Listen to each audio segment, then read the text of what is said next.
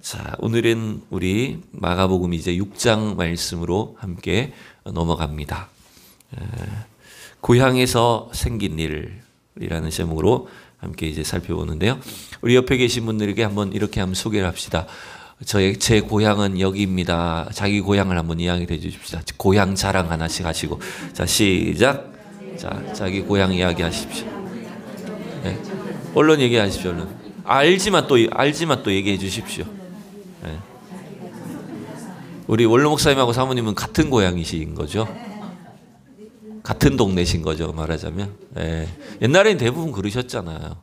저희 어머니 아버지도 한 동네에서 윗마을 아랫마을 이렇게 다 살다가 그냥 이렇게 다 결혼하고 어른들이 이렇게 시키니까 결혼하고 대부분 다 그런 식으로 결혼을 많이 하셔서 한 고향이신 분들 많은데, 고향은 여러분 일단은 우리가 태어난 곳이 고향이죠, 그죠?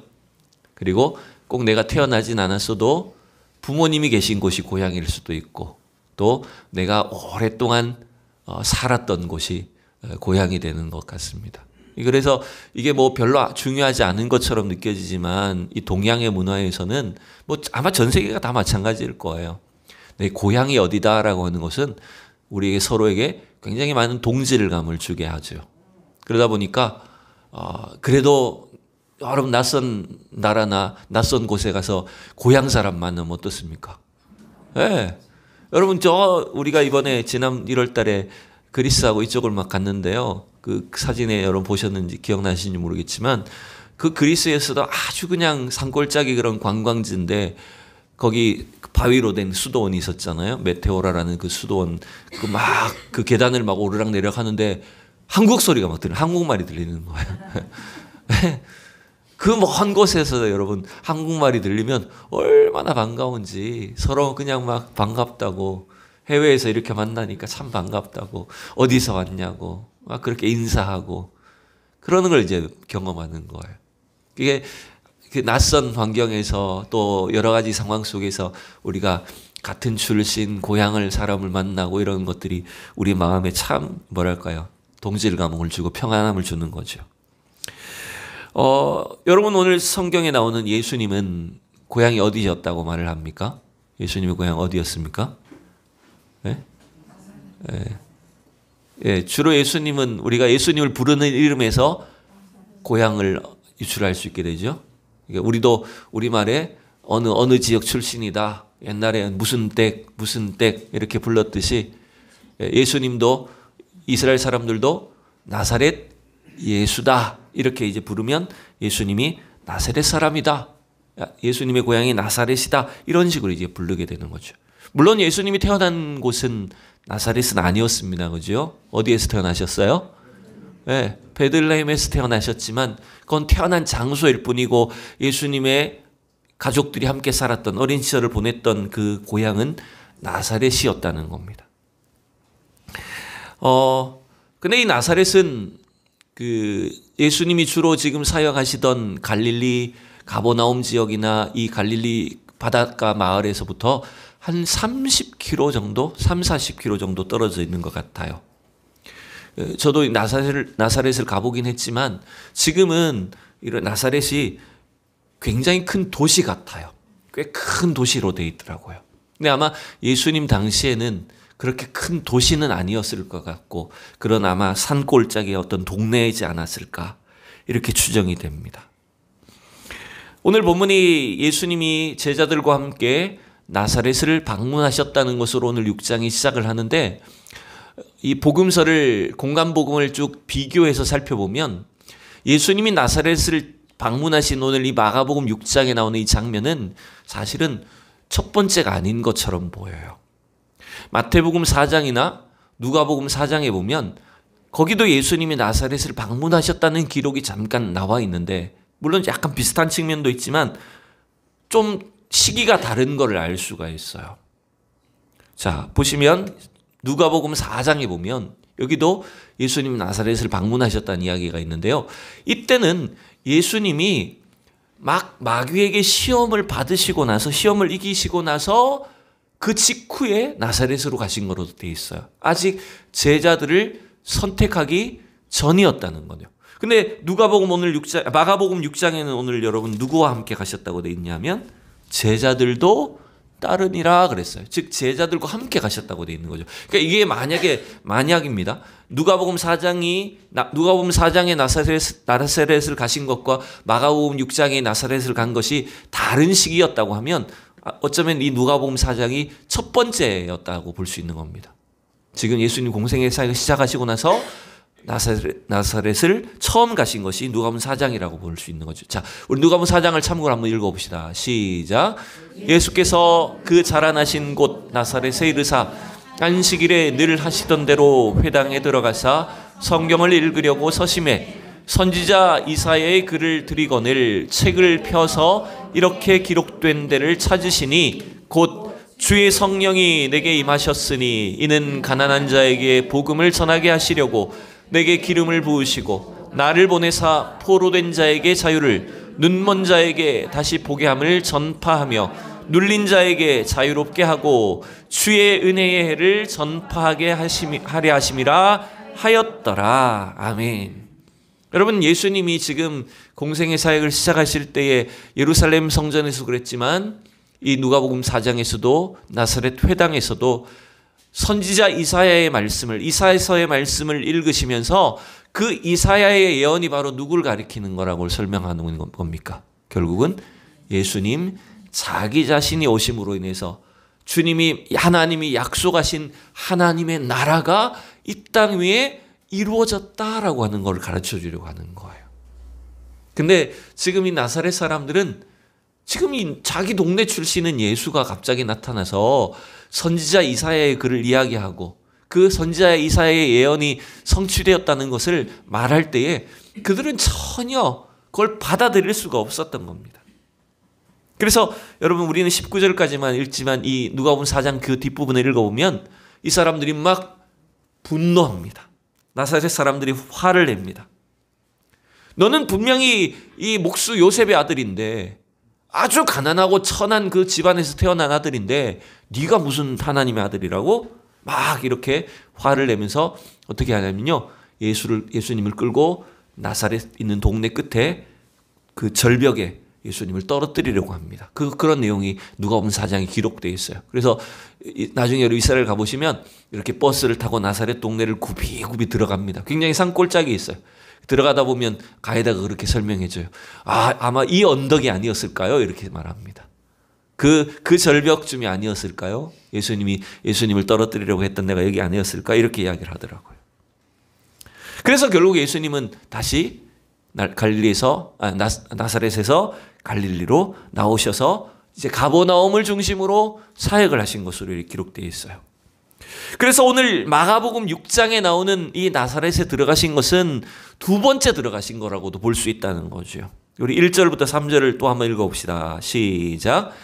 예수께서 거기를 떠나사 고향으로 가시니 제자들도 따르니라. 아까 첫 번째 방문에서는 혼자 가신 걸로 되어 있다면 두 번째 가셨을 때는 누구하고 갔다고요? 제자들과 같이 갔다는 겁니다.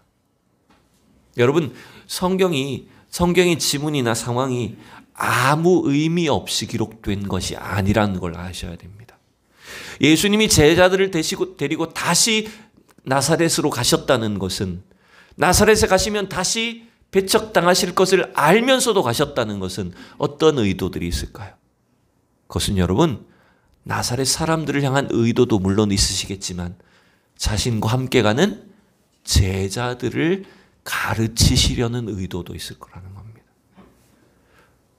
분명히 제자들과 예수님은 가버나움을 중심으로 한 갈릴리 지역에서 뭘 경험했습니까? 우리가 앞서 본 4장, 5장을 걸쳐서 어떤 사건들을 경험합니까? 예수님이 가는 곳마다 예수님이 복음을 전할 때마다 어떤 역사가 일어납니까? 엄청난 기적이 일어납니다. 귀신들이 막 떠나가고 사람들이 예수님의 발 앞에 복종하고 이렇게 말 그대로 여러분 우리는 이 땅에 오신 예수님이 계신 곳이 바로 하나님 나라가 임한 곳이라고 하는 걸 믿으셔야 됩니다. 그걸 경험하게 하신 거예요. 제자들에게. 주님이 이 땅에 오신 곳, 주님을 모신 우리의 가정, 주님이 함께 하시는 그 사람의 생애, 여러분 그것이 하나님 나라가 이루어진 줄로 믿습니다. 그런데 막상 그 제자들을 데리고 나사렛 동네에 들어가니까 어떤 일이 생길까요? 2절 3절을 읽어봅시다. 맞아. 시작. 안식이 되어 회당에서 가르치시니 많은 사람이 듣고 놀라 이르되 이 사람이 어디서 이런 것을 얻었느냐? 이 사람이 받은 지혜와 그 손으로 이루어지는 이런 권능이 어찌 됨이냐? 여러분, 항상 우리가 이 본문을 보면, 복음서를 보면 느끼지만 많은 사람들이 예수님에 대해서 놀라워합니다. 예수님의 행하시는 일, 예수님이 전하시는 말씀에 대해서 놀라워하고 신기해합니다. 근데 여러분, 중요한 게 뭘까요? 단지 신기하고 놀라운 정도로만 갖고 있어서 되지 않는다는 겁니다. 오히려 그런 신비하지 않고 별일 아닌 것처럼 보여도 예수 그리스도를 통해서 하나님 나라, 우리를 죄악 가운데 구원하시는 주님의 복음을 믿는 자들이 되는 것이 훨씬 중요한 겁니다, 여러분. 그래서 당장 우리 삶에 어떤 대단한 기적이나 어떤 능력이 보이지 않는다라고 할지라도 여러분, 주님의 약속을 믿는 자들이 될 수 있기를 축복합니다. 여러분, 이 나사렛 사람들은 예수님이 첫 번째 방문했을 때나 두 번째 방문했을 때나 여전히 어떻습니까? 여러분, 이 나사렛 사람들이 예수님에 대한 소문을 들었을까요? 못 들었을까요? 들었을까요? 못 들었을까요? 들었지요. 이미. 왜냐하면 앞서서 예수님의 친척들과 가족들도 어떻게 했습니까? 예수님에 대한 소문을 듣고 갈릴리로 찾아가지 않았습니까? 그런데 그들이 예수님에 대한 소문을 듣긴 들었지만 어떻게 반응했습니까? 예수님을 메시아로 기대하고 갔습니까? 메시아로 오신 예수님을 믿고 갔습니까? 왜 예수님을 만나러 갔습니까? 그가 미쳤다, 귀신에 씌었다, 그렇게 지금 평가하지 않았습니까? 그러니 이 나사렛 사람들도 예수님에 대한 많은 소문을 듣고 자기 동네 출신 청년이, 그 목수 요셉의 아들이 이런 일을 하고 있다는 이야기를 들음에도 불구하고 그들은 여전히 예수를 신기하게 하지만, 기이하게 여기긴 하지만 예수님을 믿지는 않는 겁니다. 그래서 3절에 뭐라고 할까요? 3절 같이 읽어요. 시작. 이 사람이 마리아의 아들 목수가 아니냐? 야고보와 요셉과 유다와 시몬의 형제가 아니냐? 그 누이들이 우리와 함께 여기 있지 아니하냐 하고 예수를 배척한지라. 여러분, 지금 이 사람들이 예수님 뭐라고 부르고 있어요? 3절에 보니까 다른 동네 사람들이면 예수님을 부를 때 나사렛 출신이니까 나사렛 예수라고 이렇게 부르겠죠. 근데 그 말 자체도 여러분, 우리가 알듯이 아주 비하하는 말인 건 아시잖아요. 그죠? 왜냐하면 그 천한 산골짜기 동네 출신 그 청년이 뭘 할 수 있는데. 그래서 나사렛 예수라는 말 자체는 아주 그 출신, 그 지역을 비하하는 뜻이 담겨 있는 거예요. 근데 여기 나사렛 사람들은 또 뭐라고 불러요? 자기 동네 출신의 예수를? 이 사람이 마리아의 아들 목수가 아니냐. 여러분, 유대인들이 누군가의 호칭을 부를 때 항상 사실은 정상적인 방법은 뭐냐면 그 아버지의 이름을 부르는 거예요. 누구의 아들 할 때는 아버지가 죽었더라도 뭐라고 불러야 되냐면 요셉의 아들 예수라고 불러야 되겠죠. 근데 이 사람들은 지금 마리아의 아들 목수가 아니냐라고 부르는 거예요. 그래서 여러분, 우리가 베드로도 여러분 시몬 베드로잖아요, 이름이. 근데 그 시몬 베드로의 또 다른 호칭 중에 하나, 예수님이 베드로를 부를 때 뭐라고 부르는 거 기억나십니까? 바요나 시모나 이렇게 불렀던 거 기억나시죠? 바요나 시몬. 그 바요나라는 말이 요나의 아들이란 뜻이에요. 그래서 베드로의 아버지 이름이 요나예요, 여러분. 바요나 시몬이라고 부르는 거. 그게 보통 정상적인 방식이에요. 그럼 여기도 마찬가지죠. 요셉의 아들 예수라고 부르는 게 여러분, 그 동네 사람들이 그래도 자기 지역 출신, 자기 동네 어느 집의 아들이다라고 하는 걸 인정해 주는 방식이라면, 여기는 마리아의 아들 예수다라고 하는 것, 그 몰락한 집안, 아무것도 없는 집안, 천한 가족, 이런 식으로 여러분 비하하는 의미가 담겨져 있다는 거예요. 그러니 여러분, 이 사람들이 아무리 예수님에 대한 소문을 많이 듣고 많은 기적을 들었어도 예수님을 믿으려고 하지 않는다는 거예요. 여러분, 믿음의 반대말이 뭘까요? 믿음의 반대가 뭘까요? 불신이죠. 우리말로 하면 믿음의 반대말은 불신입니다. 그러나 여러분, 어떤 의미에서는 믿음의 반대말은 불신이 아닙니다. 배척입니다. 대적하는 것입니다. 그냥 내가 믿지 않겠어라고 하는 게 아니라는 거예요. 여러분, 이러한 구분을 잘 생각해 보세요. 아, 그래, 나는 뭐 믿지도 않을게. 너나 열심히 믿어. 이렇게 여러분 순하게 반응하는 사람들이 있을 수 있습니다. 그러나 여러분, 그 믿음의 반대편이 그냥 순수하게 나는 안 믿을게라고 하는 정도가 아니라는 거예요. 예수님을 배척하는 겁니다. 예수님을 대적하는 일이 된다는 거예요. 이게 지금 나사렛 사람들의 모습인 거예요.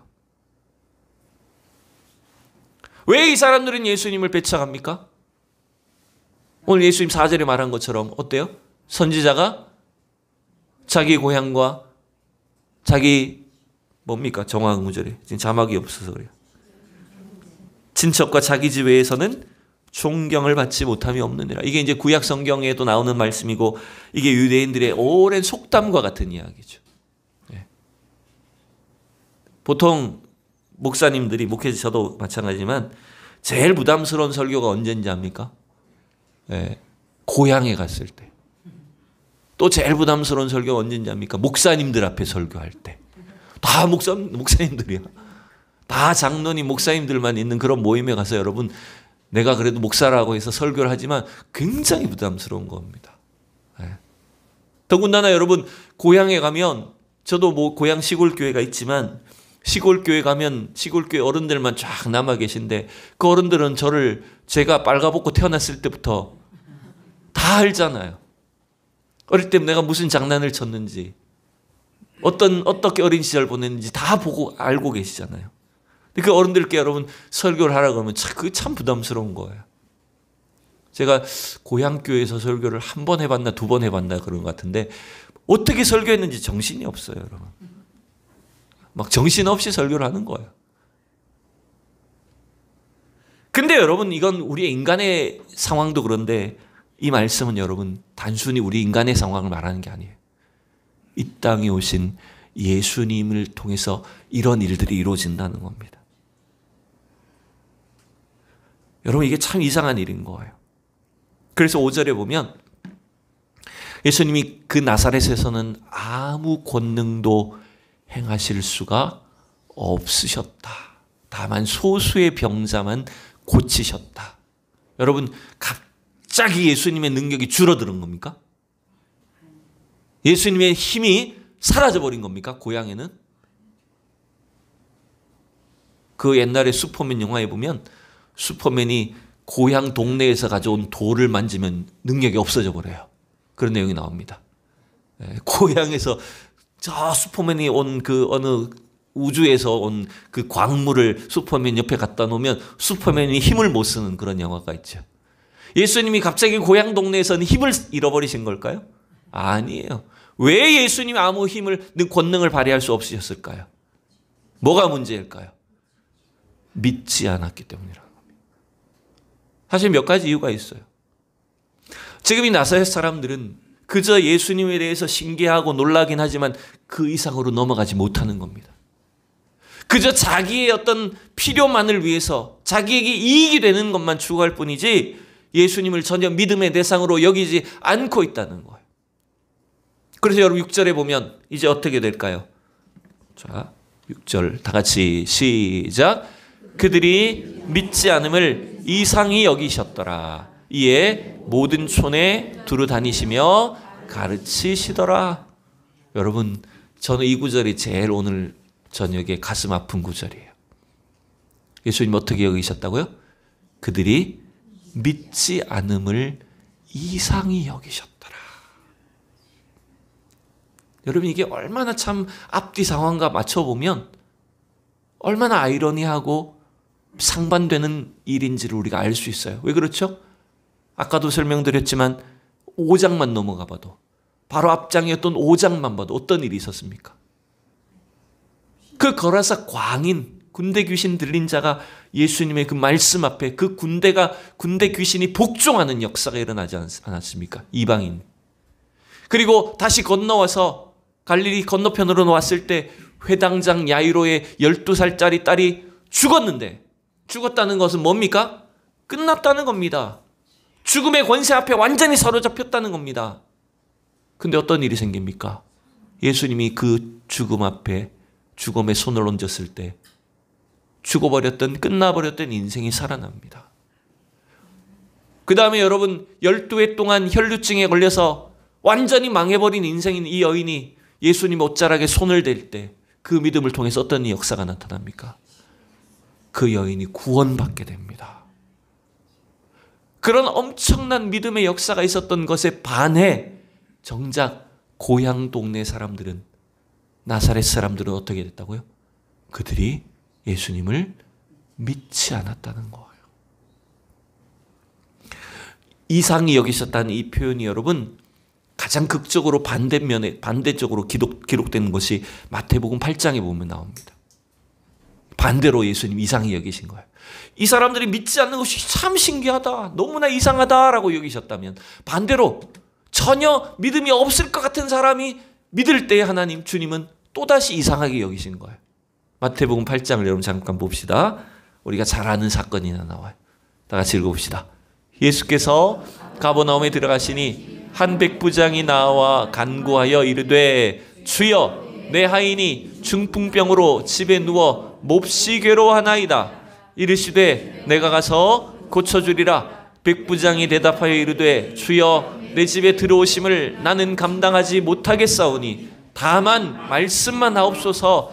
그러면 내 하인이 낫겠사옵나이다. 나도 남의 수하에 있는 사람이요, 내 아래에도 군사가 있으니 이더러 가라 하면 가고 저더러 오라 하면 오고 내 종더러 이것을 하라 하면 하나이다. 아멘. 여러분, 이건 어떤 사람의 믿음입니까? 백부장의 믿음이었습니다. 백부장은 말 그대로 로마 사람이에요. 물론 뭐 로마 사람인지 아닌지 정확하지 않을 수 있습니다만 그의 직책 자체가 로마 군인 아닙니까?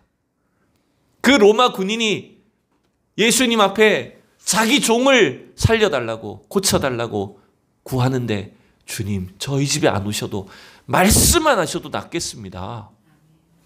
이 놀라운 믿음을 보여줘요. 그때 예수님이 그 사람의 믿음을 뭐라고 평가하십니까? 우리 10절 다 같이 시작. 예수께서 들으시고 놀랍게 여겨 따르는 자들에게 이르시되, 내가 진실로 너희에게 이르노니 이스라엘 중 아무에게서도 이마단 믿음을 보지 못하였노라. 아멘. 여기 10절에 놀랍게 여겨라는 단어 있죠, 그죠? 그게 아까 마가복음 6장에 나오는 신기하게 여겼다라 정확하게 같은 단어입니다. 정작 믿어야 될 사람들은, 예수님의 고향 사람들은 예수님을 믿지 않고 배척했는데, 전혀 상관없는 이방인이, 로마 황제의 명령을 따르는 이 로마 군인이 예수님의 말씀 앞에, 예수님의 능력 앞에 놀라운 믿음을 표현하는 거예요. 그래서 예수님은 그것을 신기하게 여겼다. 예전 성경 번역으로는 기이히 여겼다. 이렇게 말하는 거예요. 제가 이 구절을 왜 좋아하냐면 그 기이히 여긴다의 기자가 제 기자여서 그렇습니다. 그래서 참 제가 부족한 믿음의 사람인데 기도하는 게 그거였어요. 예전에 참 이 말씀 붙잡고 기도 많이 했어요. 주님, 제 삶이 참 하나님 앞에 주님이 놀라워하실 만한 그런 삶이 되게 해주십시오. 제가 무슨 대단한 사람이 되어서가 아니라 하나님을 기쁘시게 하는 삶이 되게 해주십시오. 그게 제 기도 제목 중에 하나였어요. 여러분, 오늘 예수님이 이 고향을 굳이 방문하실 이유가 있었을까요? 배척당할 것을 아시면서 이전에도 그를, 예수님을 낭떠러지에 떨어뜨려 죽이려고 했던 사람들 앞에 왜 방문하셨을까요? 아마 여러 가지 복합적인 이유가 다 있으실 겁니다. 네, 여러분, 오늘도 우리에게 어쩌면 가르쳐 주시는 것이 있어요. 그것은 뭐냐면, 첫 번째, 여러분 잘 생각해 보세요. 바로 그 다음에 어떤 내용이 나올까? 이제 마가복음 6장 7절 이하에 보면, 자막은 없습니다만은 6장 오늘 6절까지만 읽었습니다. 7절 이하에 보면 어떤 내용이 나옵니까? 예수님이 누굴 보내세요? 12 제자를 각 촌에 두루두루 보내시는 장면이 나옵니다. 그 말이 뭘까요? 그런 우리가 여러분 복음을 전할 때 막 영접해주고 환영해주는 사람만 있을까요? 아니죠. 배척당하기도 하고 소금을 뿌리는 사람도 있을 거고, 예? 쫓겨나는 일도 있을 거고, 그런 온갖 모욕과 수모를 당할 수도 있을 거라는 거예요, 여러분. 그걸 주님 어쩌면 제자들에게 미리 보여주신 거예요. 여러분, 그럼에도 불구하고 우리는 어떻게 해야 됩니까? 우리는 그런 일들을 겪으면서도 어떻게 해야 됩니까? 복음을 증거하는 사람들이 되셔야 됩니다. 복음의 증인들이 되셔야 됩니다. 2주 전인가 우리가 불렀던 찬송 기억하시나요? 그들은 모두 주가 필요하다는 거예요. 우리는 세상 속에서 참 절대 믿지 않을 것 같고, 주님 앞에, 복음 앞에 냉랭해 보이고 막 매몰차고 배척하고 거부하는 사람들이 있다라고 할지라도 주님도 이런 일을 당하셨다는 걸 여러분 기억하시기 바랍니다. 그럼에도 불구하고 우리가 해야 될 일들은 뭐라고요? 그 주님의 복음을 증거하는 사람들이 되셔야 된다는 거예요. 두 번째, 여러분 한 가지만 덧붙이고 싶습니다. 우리가 해야 될 일은 뭐냐면, 이 믿지 않았던 나사렛 사람들에 비해서 주님이 어쩌면 신기하게 여기셨던 그 백부장의 믿음처럼, 그 믿지 않는 동네 사람들 가운데 소수의 사람들 믿음을 가지고 주님 앞에 나왔던 것처럼, 오늘도 하나님이 찾으시는 주님을 기쁘시게 하는 믿음의 사람들이 다 될 수 있기를 진심으로 축원합니다. 여러분, 이 나사렛과 같은 일들은 지금도 얼마든지 일어난다고 볼 수가 있습니다. 여러분, 우리가 TV나 뉴스나 이런 걸 보면 의외로 많은 사람들이, 소위 잘 나간다는 사람들, 영향력을 끼친다는 많은 사람들, 정치인들, 국회의원들, TV에 나오는 많은 사람들이 의외로 어떤 사람 많은 줄 압니까? 모태신앙으로 자란 사람 많습니다. 목사님의 자녀들도 많습니다. 교회에서 신학교까지 나온 그런 사람들도 꽤 있습니다. 그런데 문제는 뭐죠?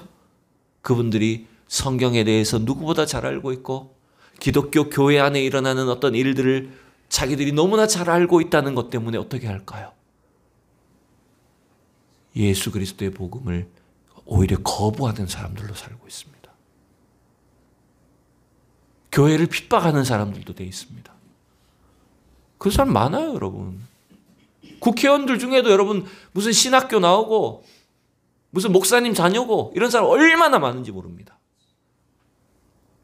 우리 교단의 가장 큰 교회 중에 하나였던 사랑의 교회 옥하는 목사님 아들이 어떻습니까? 저도 뭐 그분 잘 모릅니다. 그분 책도 안 읽어봤습니다. 잘 모르지만 그분 교회 안 나가는 걸 알고 있습니다. 가장 큰 교회 목사님의 아들이 오히려 지금은 이 복음 자체를 거부하고 반대하는 사람을, 얼마나 지금 불쌍합니까? 이 나사렛과 같은 일들이, 나사렛 사람들과 같은 반응들을 지금도 여러분 얼마든지 일어나고 있다는 걸 여러분 기억하셔야 됩니다. 그럼에도 불구하고 하나님은 믿음의 사람들을 여러분 찾고 계십니다. 우리가 똑똑해서가 아닙니다. 그래서 여러분 늘 조심하셔야 돼요. 내가 교회 잘 안다. 내가 신앙생활 한 40년 했다. 성경 맷독했다. 맨날 설교 들어서 제목만 보면 다 알아. 여러분, 목사님들의 특징이 뭔지 압니까? 저도 마찬가지지만 설교 제목 보면 자기가 설교 다 아는 것처럼 합니다. 설교 제목만 보면 오늘 설교 이렇게 하시겠구나. 그러고는 그냥 아무 관심이 없어지는 거예요. 우리 중에는 이렇지 않을까요? 신앙생활을 오래 한 우리 성도들은 그러지 않을까요? 여러분, 이걸 참 조심해야 된다는 겁니다. 우리가 자칫하면 이런 나사렛 사람들과 같은 그런 반응으로, 마치 우리가 주님을 잘 안다고 하지만 나 예수 알아. 누구 집 아들 다 알아. 그러나 그 아는 게 믿음으로 연결되질 않습니다, 여러분. 우리 아까 집사님 참 기도할 때 그런 기도를 하셨는데요. 믿음은 생각하는 게 아닙니다. 믿음은 그냥 내가 사상을 갖는 게 아닙니다. 믿음은 행동하는 것입니다, 여러분. 믿음은 불리하고 도저히 감당할 수 없고 내 힘으로는 할 수 없는 상황이지만 주님의 약속을 믿는 그 믿음 때문에 바로바로 행동으로 옮기고 결단하는 걸 말하는 겁니다. 여러분. 그런 믿음의 사람들이 될 수 있기를 축복합니다. 하나님은 그 믿음을 통해서 놀라운 구원의 역사를 펼쳐주실 것이고 우리의 믿음을 오늘 예수님께서 인정하셨던 백부장의 믿음처럼 참 놀랍게 여기시고 기뻐하시는 그런 귀한 은혜가 우리 안에 있으시기를 진심으로 축원합니다.